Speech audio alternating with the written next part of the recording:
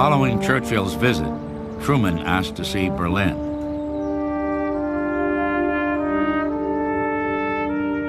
For months, the German capital had been the target of Allied bombs. Truman recorded his reactions in his diary. I never saw such destruction. I thought of Carthage, Rome, Babylon.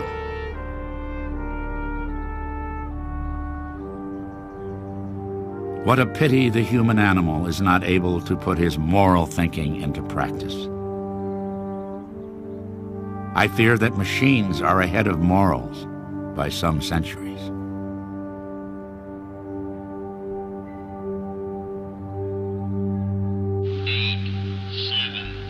While Truman was touring Berlin, the first atomic bomb was exploded over the deserts of New Mexico.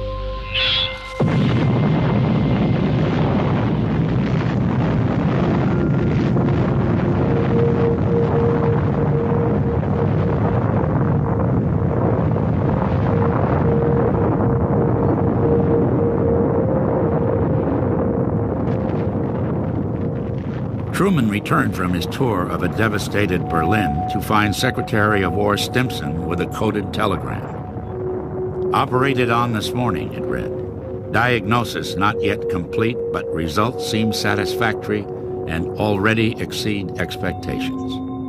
The president now knew that the atomic bomb would work. Plans were already in motion to drop a second bomb as soon as possible. This one on Japan. The next day, Stalin came to call. A few minutes before 12 o'clock, Truman wrote, I looked up from my desk and there stood Stalin in the doorway. I got to my feet and advanced to meet him. He put out his hand and smiled. One day, Truman and Stalin would confront each other as enemies in the most dangerous ideological conflict in all of history. But on July 17th, the United States and the Soviet Union were allies who had just defeated a terrible enemy. Both men were cordial and friendly. Truman was rather impressed by Stalin. He thought that here was a tough guy.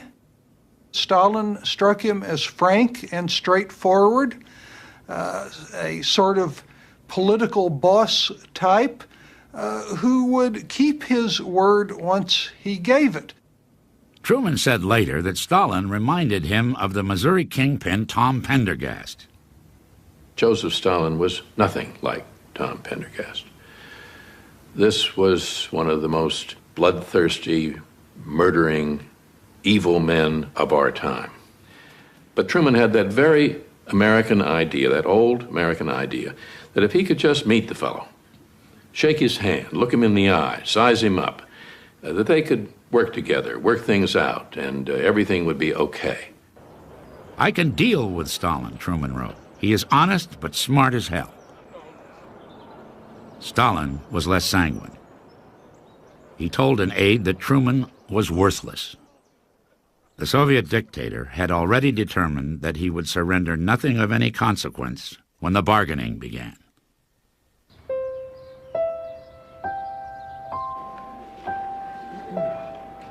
That evening, July 17th, Truman, Stalin, and Churchill sat down to discuss the fate of Eastern Europe. The Soviet army is occupying Eastern Europe and parts of Central Europe, and the question is, how do you negotiate the Russian armies out of Central and Eastern Europe? Over the next 17 days, Truman would try to convince Stalin to withdraw his armies and allow the countries of Eastern Europe to hold free elections. Dear Bess, the first session was yesterday. It makes presiding over the Senate seem tame. The boys say I gave them an earful. I hope so. I was so scared. I didn't know whether things were going according to Hoyle or not.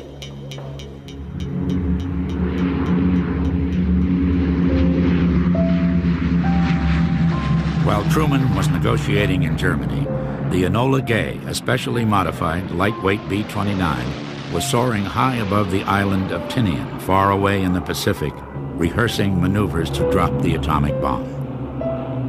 A list of 4 target cities had been prepared. It was now all but certain that the bomb would be used on one of them within the next 3 weeks. It was absolutely inevitable. Here was a weapon that could bring the war to an immediate end. And in my view, had any president, Truman or anyone else, not used the bomb, that man would have been subject to impeachment. Here's the Democratic president. And the plan is about to move all our army now into the Pacific to invade Japan with who knows what casualties. And years later, the public, or a few months later, sometime it leaks out that the president had a bomb that would have ended all of that. What would have happened to the Democratic Party? What would have happened to Truman? It was quite clear that the bomb would not only shorten the war, but it could be the kind of weapon that the other powers with which Truman had to deal would be in awe of. Consequently, there was no question about whether or not Truman was going to use the bomb. The question was when and how and where.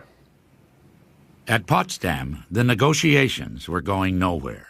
The first 3 sessions had ended in stalemate.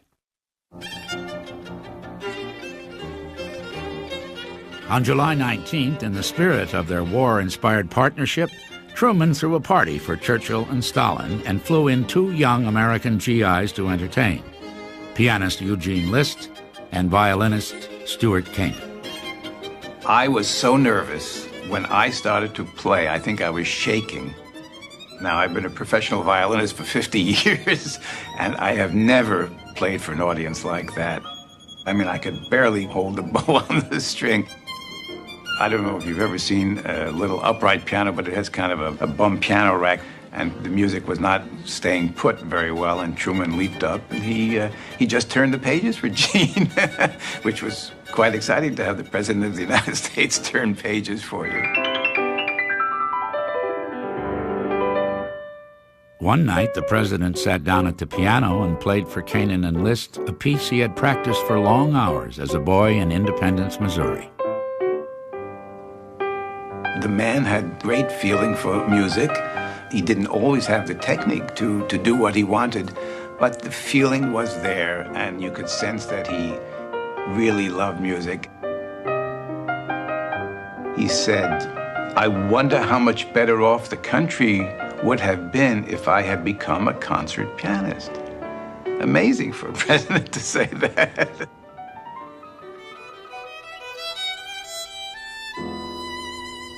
He took music very much to heart. He adored good music. He once wrote to Bess, "Did you ever hear an overture performed by a fine orchestra and imagine that things were as they ought to be instead of as they are?"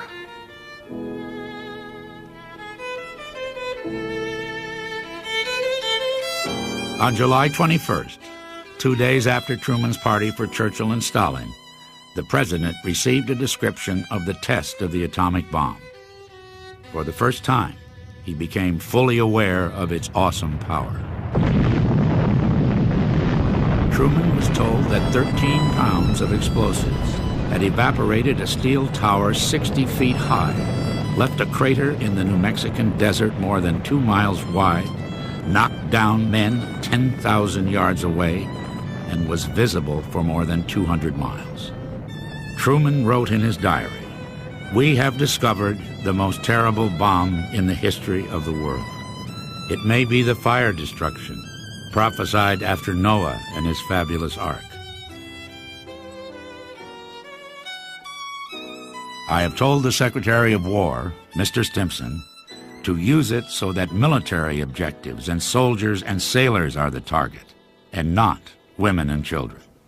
He tells himself in a diary entry that he wrote at that time that, of course, the bomb will be used against a military target, because no matter how bad the Japanese have been, we can't kill women and children.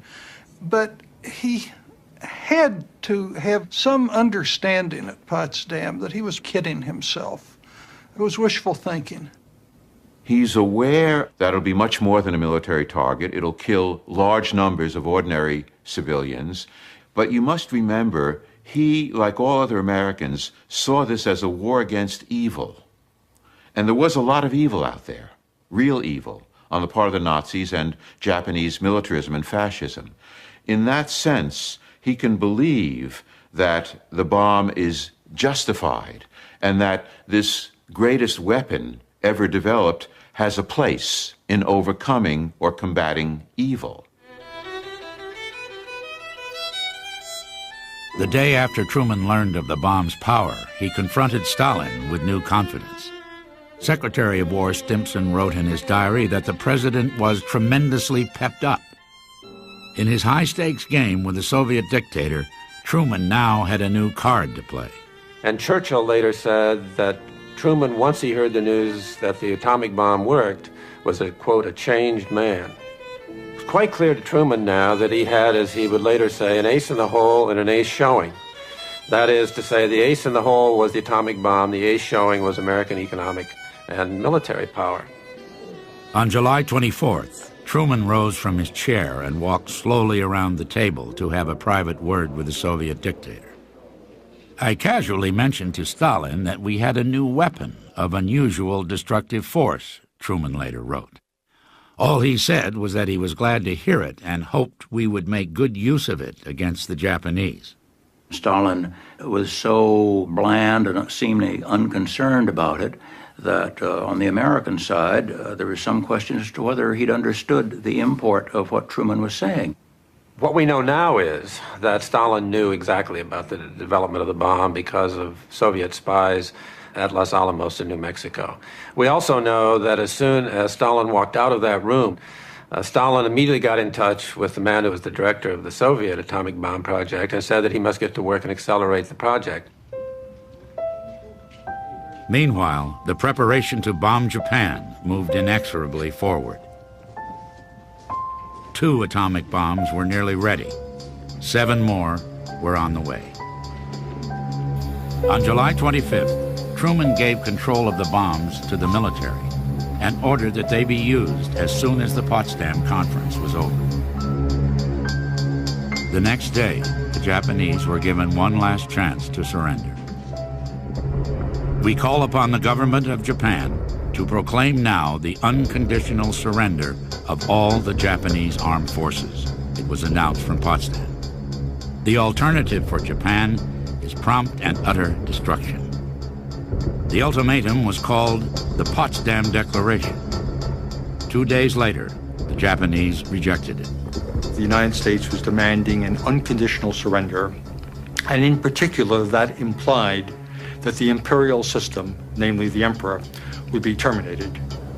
Truman had been informed by a number of his advisors that the unconditional surrender demand might make it more difficult to achieve peace.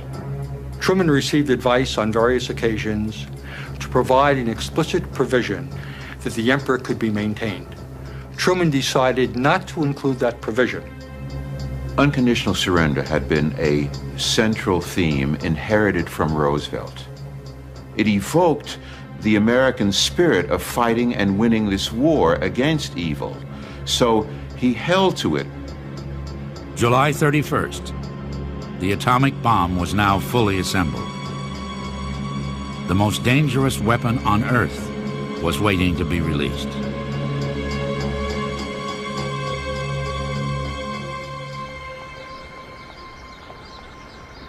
The Potsdam Conference lasted 17 days. As the newsreel cameramen took their final shots, Truman smiled. The president remained fond of Stalin. He would later write, "I like the little son of a bitch." But nothing had been accomplished. I think the Potsdam Conference can be seen as the beginning of the end of the Russian-American friendship. Truman and Stalin don't have a whole lot to say to each other anymore. Their armies are essentially doing the talking. The Allies agreed to divide a defeated Germany into joint zones of occupation, but Stalin refused to withdraw his troops from Eastern and Central Europe and permit free elections. The issue was tabled for further discussion.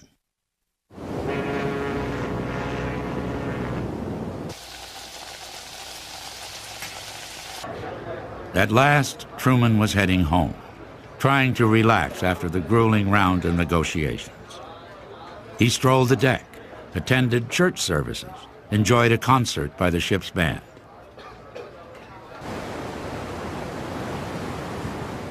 On his fourth day at sea, the mission which would forever mark his place in history began.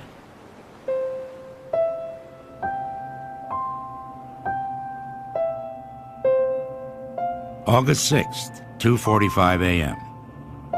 The Enola Gay, carrying a 4-ton atomic bomb, was heading out over the Pacific Ocean toward Japan. Some would later argue that Japan might have been forced to surrender without the bomb. The president might have warned the Japanese with a demonstration bomb, might have blockaded their islands until they surrendered, might have assured the Japanese that they could keep their emperor. Truman would later say that to end the war quickly without invading Japan, the bomb had to be used. And he used it. 8:15 a.m. The atomic bomb dropped clear of the Enola Gay. 43 seconds later, it exploded over Hiroshima.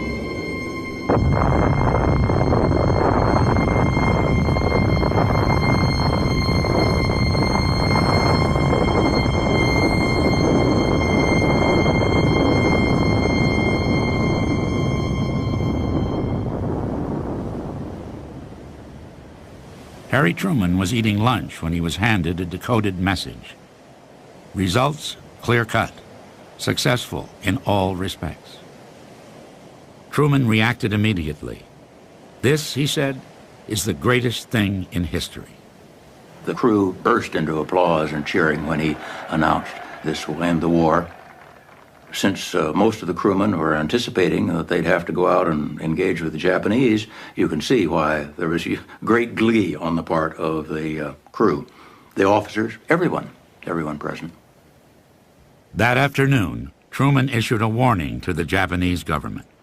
If they do not now accept our terms, they may expect a rain of ruin from the air, the like of which has never been seen on this earth.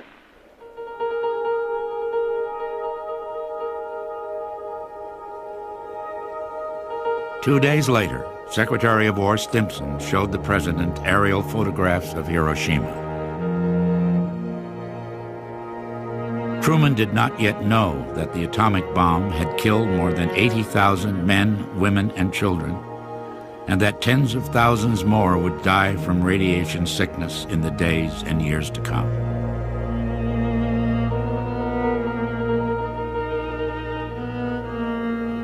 You see these pictures of Hiroshima just leveled for almost as far as the eye can see. Clearly, he's distressed by that. He told Stimson, "This places a terrible responsibility upon myself and upon the War Department." 3 days after the atomic bomb was dropped on Hiroshima, the Soviet Union declared war on Japan. But still, there was no word of surrender.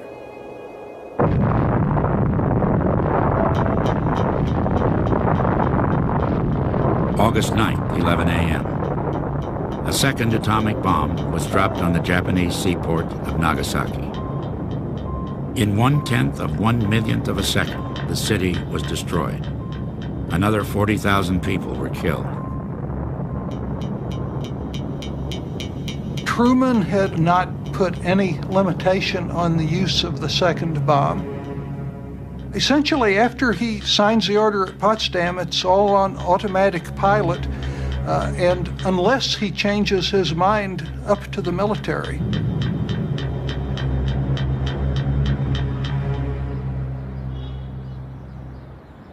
The day after Nagasaki was destroyed, Truman took the authority to use the atomic bomb back from the military and placed it once again in his own hands.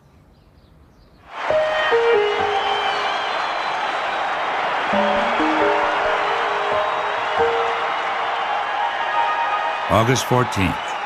The simple reason Truman always gave for using the atomic bomb was to end the war and save lives.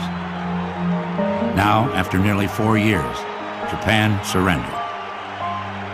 The war was over.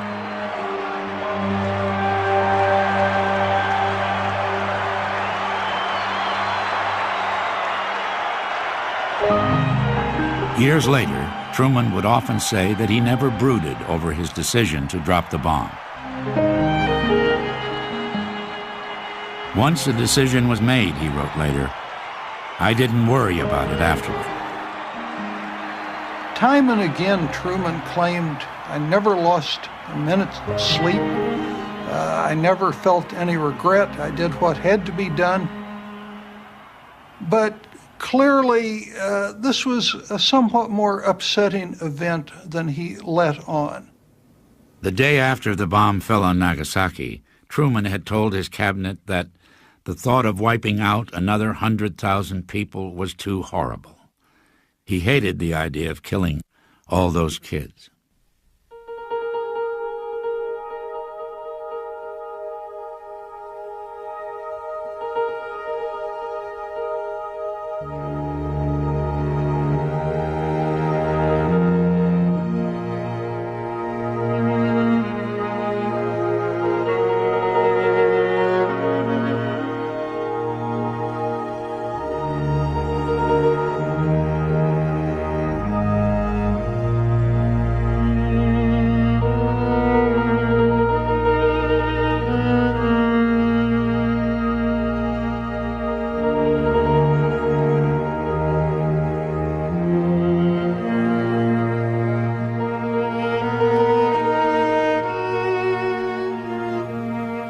You can never feel comfortable about killing 100,000 or more people.